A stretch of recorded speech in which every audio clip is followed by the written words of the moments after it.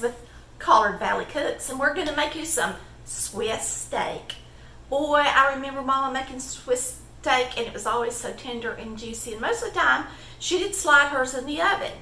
But today we're going to make it on top of the stove in a brazier. But if you've got a crock pot or a Dutch oven, you could use those as well, but it needs to be something that's closed up and it's going to cook slow for a couple of hours. We are chopping up a little bit of bell pepper, and I thought I'd throw some of this bell pepper in it. We're getting it out of the garden and it needs to be used. So we grew this bell pepper. Alright, I wanted some little ones for flavor, and I'm also going to put in some larger pieces.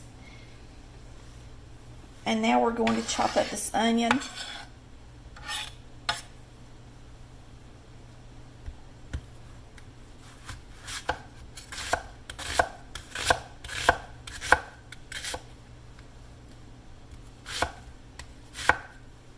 Alright, we got some nice pretty round steak. These are nice and about close to a 1/2 inch thick. So what you're going to do is place a couple of steaks out on your board, and you're going to do them all this way. You're going to salt and pepper them, flour them, and beat them. So I'm salting, and then I'm going to pepper. Okay, for the beef, Chris has already beat 2 of them, so the counter's kind of messy because it's a lot of work on my arm, so I was just going to do one for you guys. So you're going to take your steak and put it on your cutting board. And we're going to salt and pepper it good, and then after I salt and pepper it, I'm going to trim the fat off the edges. If you don't, it's really hard for the beef to actually get tenderized because it wants to hold its shape around where the fat is. So I'm going to go ahead and salt and pepper this side.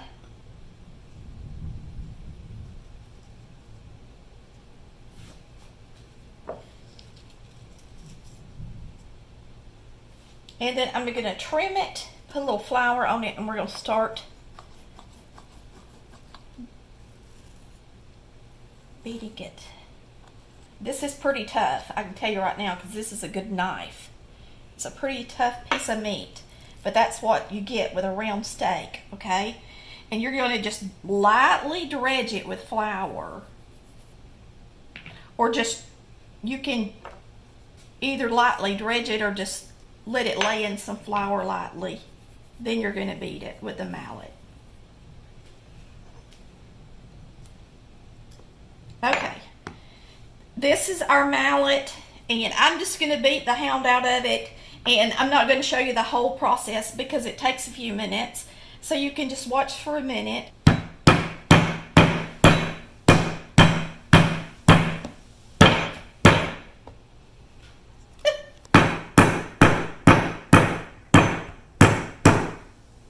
And some of you, your mom might have let you do this part and it was fun to you as kids.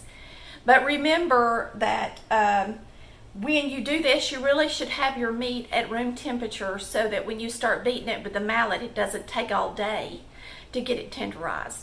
So what you want is for it to lose its shape and start falling down and breaking down, and you can tell the difference and how it looks now compared to what it looked before I started. Now we're going to put our meat right here on this.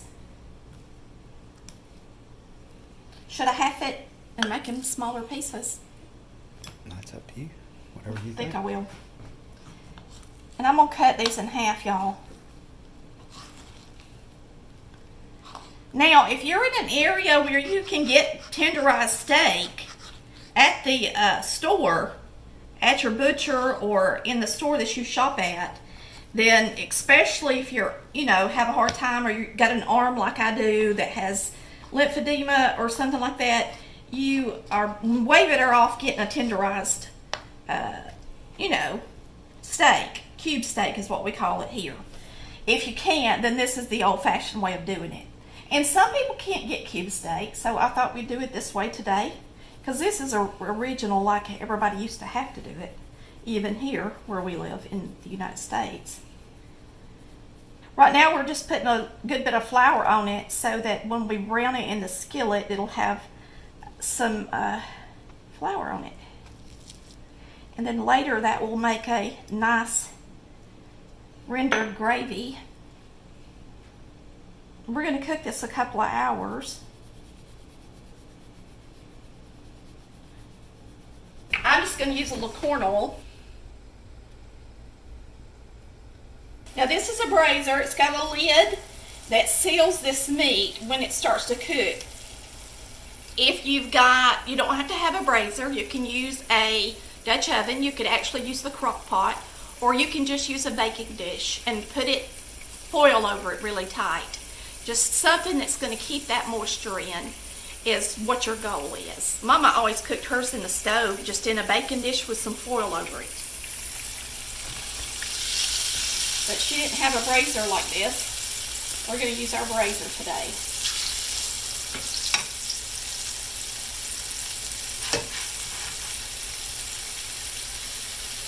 So you're just going to want to brown this really good. And then we're going to take it out once it's brown.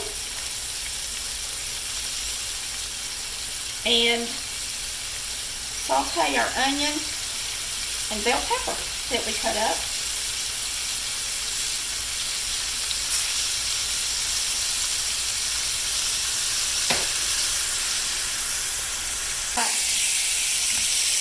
These are the ingredients we're going to be using. I got some beef stock. I've got some roasted garlic powder, some onion powder, paprika, Worcestershire sauce, Worcestershire is what I call it, and some diced tomatoes. And I'm using a couple of cups of the stock, and then I'm also going to use my favorite steak seasoning. You can use any you want, but mine is Weber Steak and Chalk. We're going to flip this over and let it continue to brown on both sides.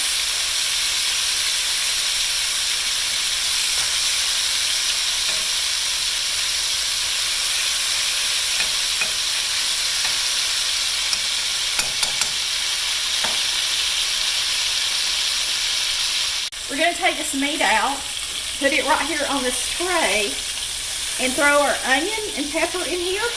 Now I'm going to slice up some garlic, but I don't want it to go in here with my onion and pepper. If you let garlic get too hot, you can burn it and make it bitter, so I don't want to do that.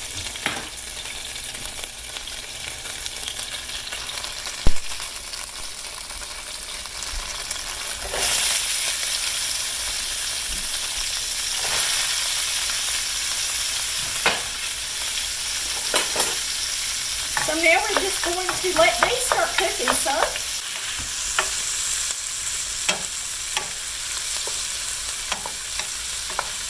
Looking good. We're going to make some green peas. Now you can steam these in the bag, but we're going to put them on the stove in some stock.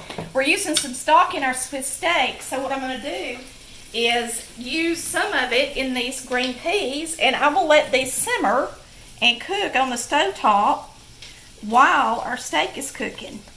I'll just have them down on a really low temperature. I'm going to add just a little bit of salt to it.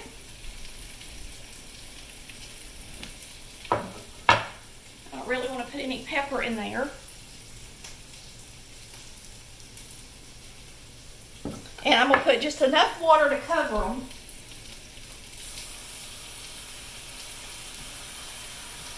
So it was mostly stock.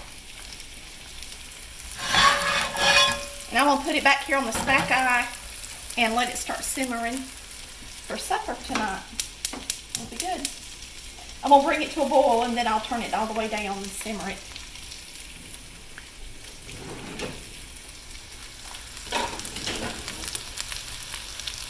Now we're going to put our meat back in our braiser.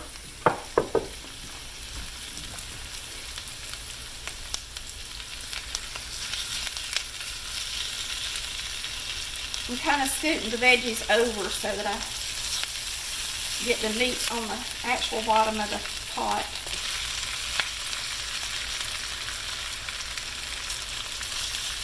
Pour the juices in there with it. Now we're going to put in our spices. I'm just going to use some steak and chop, about a teaspoon. I'm just going to sprinkle paprika in it good.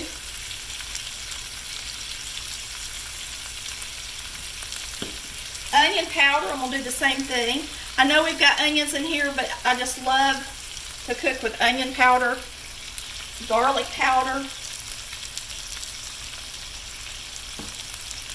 Worcestershire,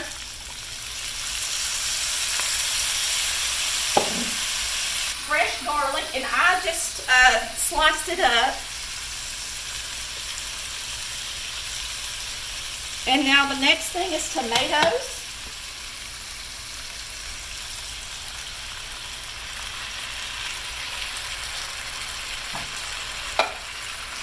And some wonderful beef stock. And I'm going to add this right in the middle where my meat is not.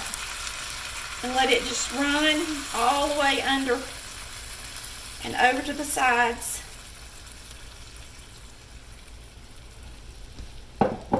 And really you should have enough liquid in here to just cover the top of the meat.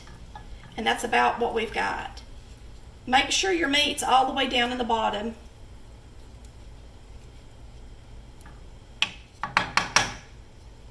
And then in an hour, I'm going to flip it. So I'm going to cook it for an hour on low. Then I'm going to flip all the meat, make sure it's down in the bottom again, and cook it for another hour. I've got just a little bit of beef stock left after putting it in my peas. So why not just throw it in this steak? And that way I know it's good and covered then. I mean, there's just barely any in there, probably about a quarter cup or so. So you're going to want to get a good bit of liquid in there. I don't know what kind of pan you're going to have and how deep it is, but it's just according to what you're using. You could have it in the baking dish if there's just a couple of you. I mean, you can make a little Swiss steak in a small square baking dish and put some foil over it. Just use your judgment and just follow our directions. You don't have to use the same amount of spices because I didn't really give you an amount. Just sprinkle everything good. And we will see you when it's time to eat with some good creamed potatoes, peas, and Swiss steak. Now this is one meal that makes you hungry because it cooks for so long and the house smells up and you just get so hungry for it. So by the time it gets ready, you're going to be hungry for it. And I've tasted it and it's delicious. So what we're going to do is put us some potatoes on our plate.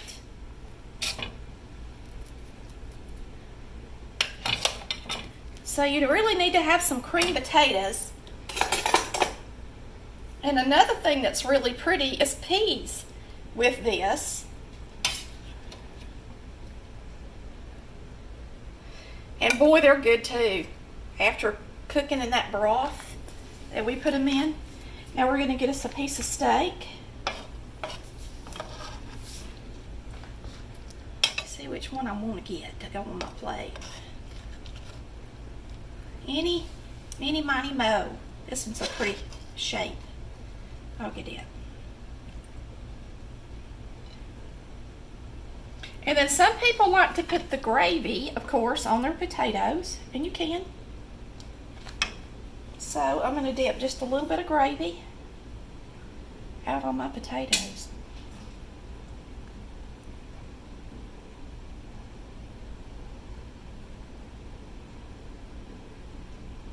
Put a little extra gravy on it. Boy, that looks pretty, don't it? And delicious.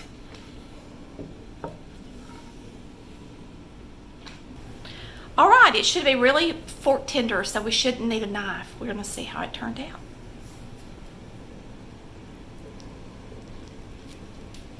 Yeah, just like Mama's. Nice and tender. Gotta get us a little bite of potato to go with it.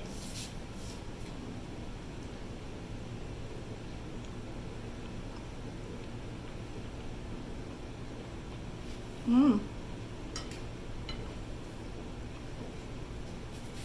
You know what? You really should buy the meat and pound it because it has a different texture than cube steak. It's more like steak. It is so good, y'all. Woo, this is a good supper. I hope you've enjoyed watching Collard Valley Cooks. Yummy. Where we cook like Mama did. Bye, y'all. Love ya.